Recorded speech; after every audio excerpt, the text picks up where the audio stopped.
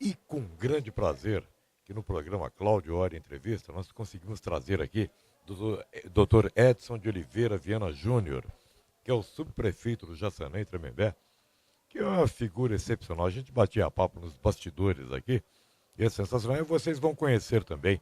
Eu quero que vocês, não só de Mogi das Cruzes, mas das outras cidades que nos assistem, conheçam um bocadinho o Edson. É uma figura incrível. Muito obrigado por estar conosco aqui no programa Cláudio Hora Entrevista. Eu que agradeço, olha, a oportunidade de poder estar presente no seu programa. Você é um subprefeito lá em São Paulo, uma cidade de 14 milhões de habitantes. É subprefeito do Jaçanã e Tremembé. Qual o contingente daquela região? Ali no Jaçanã Tremembé temos cerca de 300 mil pessoas, sendo que 100 mil pessoas no Jaçanã e 200 mil pessoas no Tremembé. É, a população de Mogi das Cruzes. Pois é uma população grande realmente. Qual a função de um subprefeito? O subprefeito, o papel dele é o mesmo que o do prefeito, a diferença é que ele tem uma atuação mais regional. Então ele vai, dada a escala da cidade, a dimensão da cidade, ele vai representar o prefeito naquela região e desempenhar as atividades do prefeito também, dada a dificuldade do prefeito estar presente nas 31 subprefeituras da cidade. No caso, por exemplo, de uma manifestação em que as pessoas procurem o Haddad para reivindicar algo, te procuram também? Procurariam o subprefeito, sim. E procuraram o prefeito de Mboimirim, porque a região sul da cidade de São Paulo tem uma das regiões com maiores dificuldades de atendimento na área de transportes e que o subprefeito foi obrigado a dar resposta a uma manifestação que foi em direção à subprefeitura.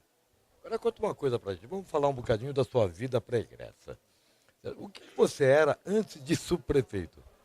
Eu era coordenador no Ministério dos Transportes, trabalhava no Departamento de Programas de Transportes Aquaviários, onde nós éramos responsáveis pelas hidrovias brasileiras e pelos portos fluviais e lacustres. Isso em Brasília. Em Brasília, no Ministério dos Transportes. Ministério dos Transportes que teve um dedo do Valdemar Costa Neto, o nosso boy aqui de Mogi das Cruzes.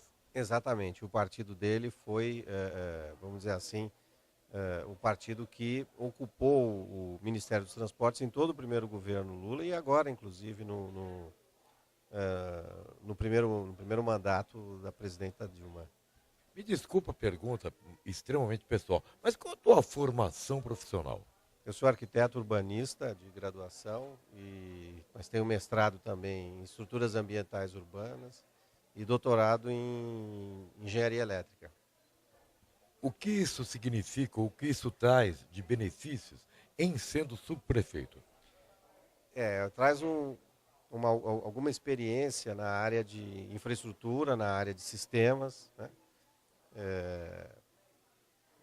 Na área de meio ambiente. A nossa subprefeitura é uma subprefeitura que tem uma reserva florestal muito extensa, né? A Serra da Cantareira, e que é uma das maiores, dos maiores florestas naturais urbanas do mundo e que coloca toda a reflexão da convivência da habitação e da cidade com o meio ambiente, né? Você como arquiteto urbanista, quando em Brasília, você atuou nessa área, junto com o pessoal do Partido Verde, etc, etc?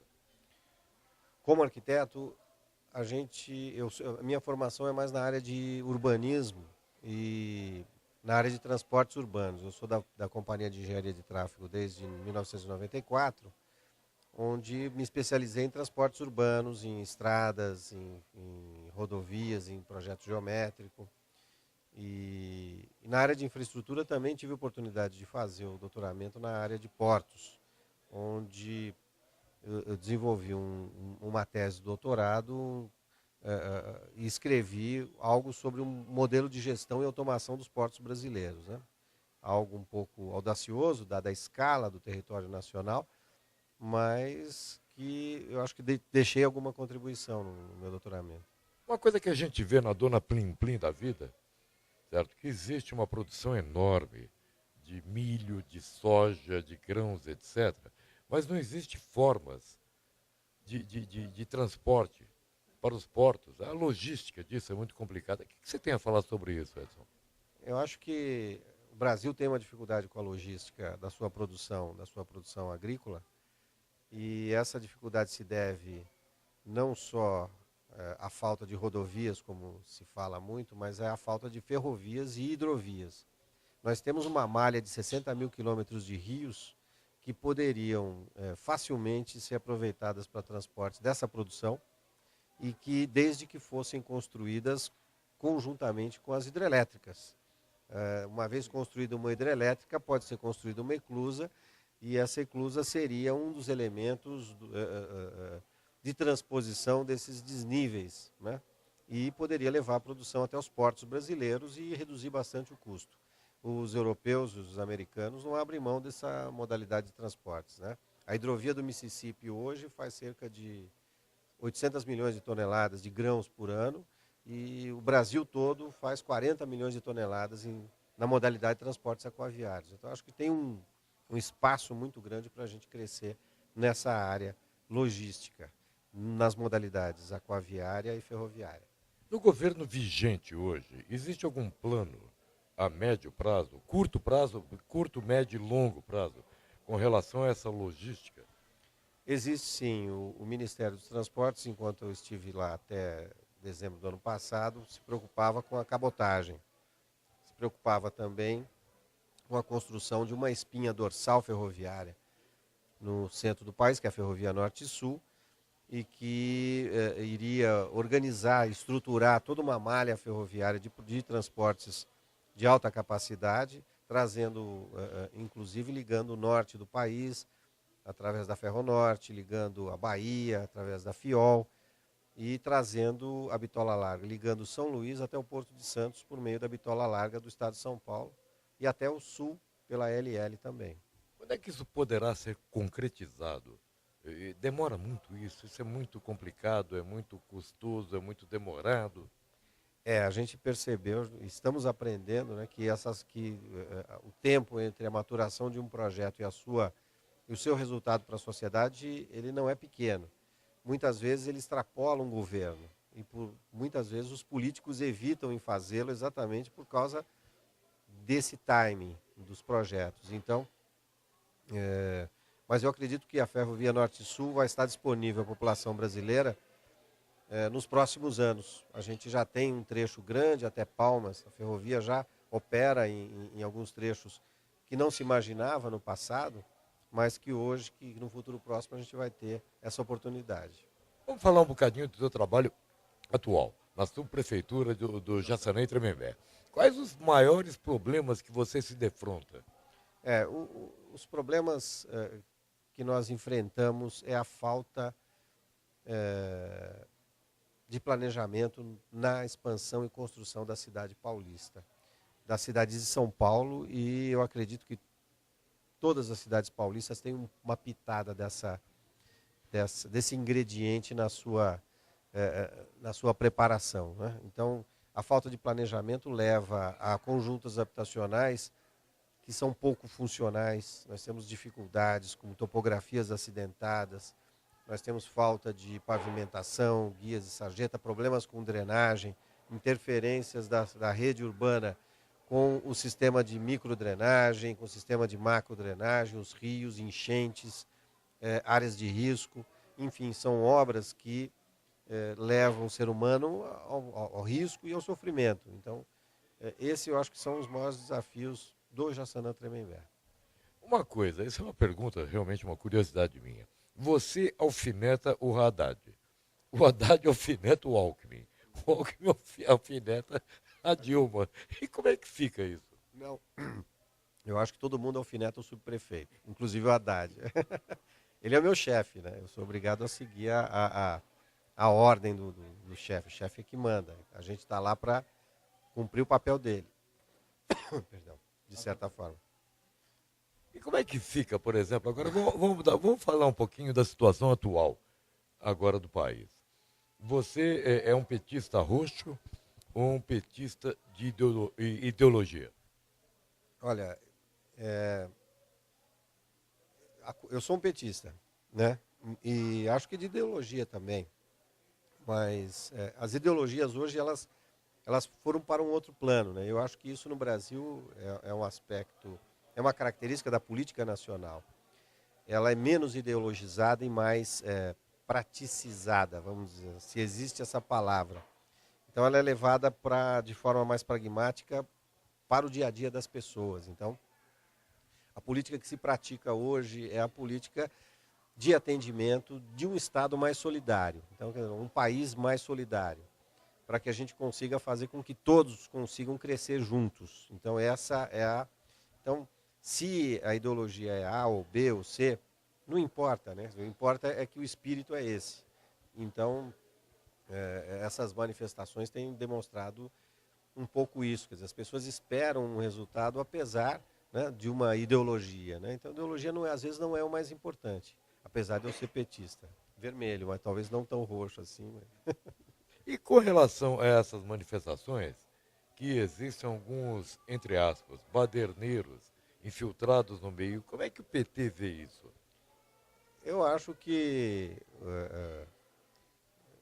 a palavra correta não seriam baderneiros, eu acho que seriam pessoas que não estão preparadas para a democracia ainda. Se você encontrou um espaço para manifestação, aquele espaço é legítimo, é absoluto. O PT nasceu desse caldo político, dessas manifestações. O PT fez essas manifestações e construiu a democracia, né, junto com os demais partidos, junto com o resto da população, né, por meio dessas manifestações, pelas diretas já, enfim, e pela queda do Collor e tudo mais, por meio das manifestações. Então, a gênese do PT também parte. Agora, os baderneiros, essas pessoas que destroem, elas não aprenderam a viver ainda com a democracia, né? Quer dizer, existe um processo para que as coisas aconteçam. Não é na força, não é na marra, né? É o oposto da democracia. Isso é exatamente a ditadura da violência e da força. A gente tem que ser contra isso, né? E eu acho que os jovens estão dando uma lição muito boa e estão conseguindo, de certa forma, dizer para essas pessoas, não é assim que se faz. Né? A gente constrói uma democracia por meio da paz, né? Por meio do diálogo, por meio né, da palavra, da manifestação, da expressão. A expressão é fundamental, né? Mas a violência não. A violência ela tem que ser combatida, né? A gente vai alcançar a civilização dessa forma. Na época das diretas já, qual era o teu posicionamento? Na época das diretas já, a gente foi até o fim pelas diretas já, né? E de repente nos trouxeram uma alternativa que não era tão direta já, assim, que era foi o Tancredo Neves, né? E que de repente não era nem o Tancredo, né? Veio um Sarney que de contrapeso a gente teve que aceitar ele algum tempo e tal, e que não era o que a gente queria, enfim. Mas foi resultado do processo democrático que o Brasil naquele momento criou. E foi por meio das ruas, né? 1 milhão de pessoas na praça, no Vale do Anhangabaú, na Praça da Sé, e resultado também de um movimento de massas, como esse que se vê hoje. Agora, você como petista, por exemplo, quando o Collor disputou com o Lula, ou Lula com o Collor, né, porque o Collor acabou assumindo a presidência, que houve um debate numa redondona plim-plim da vida. Como é que você vê essa situação da imprensa em cima de Collor e em cima de Lula? A imprensa, ela tem o seu olhar também, ela tem o seu filtro. Eu acho que a imprensa, ela tem um papel importantíssimo, porque ela leva o que o político tem para dizer para as pessoas, né? É um papel importante na democracia, mas ela pesa mais de um lado, ela escolhe os seus lados, né, de certa forma, e talvez isso seja o pecado da imprensa, né? Então, infelizmente, aconteceu isso nesse momento, de fato, Cláudio, e eu acho que a história provou que eles estavam equivocados e que, enfim, a imprensa ela pode assumir um papel imparcial, né? E nesse processo também recente desses últimos dias a gente observa isso, um processo, a imprensa se manteve de certa forma imparcial e também sofreu agressões, sofreu violências, né? Tanto os jornalistas como os veículos, e que eu acho que a imprensa amadureceu junto com a nossa democracia. Eu acho que a gente tem hoje um país diferente, né? Como é que você vê a tua ótica do seu Lula e da dona Dilma? Mas isso já já, logo após o nosso intervalo.